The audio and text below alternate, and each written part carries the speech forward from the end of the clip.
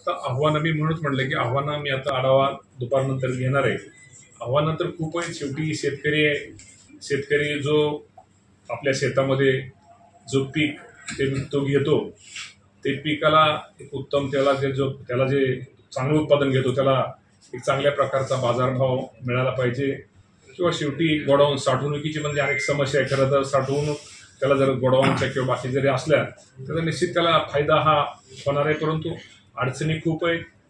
परंतु ज्यावेळी अडचणी असतात त्यातनं कसा मार्ग काढता येईल आणि शेतकऱ्याला कसं पुढं त्या शेतकऱ्याचं जे आपण म्हणतो त्याला कसं चांगल्या शेतीमध्ये त्याला चांगलं उत्पादन घेऊन चांगलं उत्पन्न कसं मिळेल हा प्रयत्न आपला भविष्यामध्ये राहणार आहे. तुम्हाला जे पद्धतीने कृषी मंत्रालय क्रीडा मंत्रालयातनं मिळालं तर विद्यमान तत्कालीन कृषी मंत्री होते, त्यांच्यावर फार मोठी टीका झाली आणि त्यानंतरनं हे खातं फार मोठ्या प्रमाणामध्ये वाईट स्तरावर टीका झाल्यामुळे बदनाम पडलं.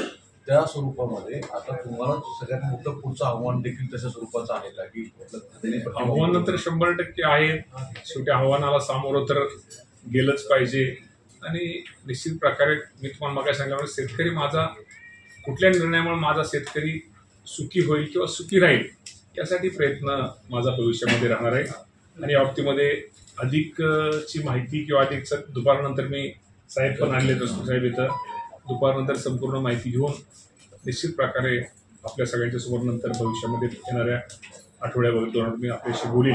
पण मग माहिती अगोदर सगळी संपूर्ण घेतो आणि आव्हानं आहेत किंवा आता का मागचं काढण्यापेक्षा आपण पुढं काय केलं पाहिजे हे महत्त्वाचं आहे. तर निश्चित प्रकारे आपण या देशाला शेवटी हा देश शेतीप्रधान देश आहे.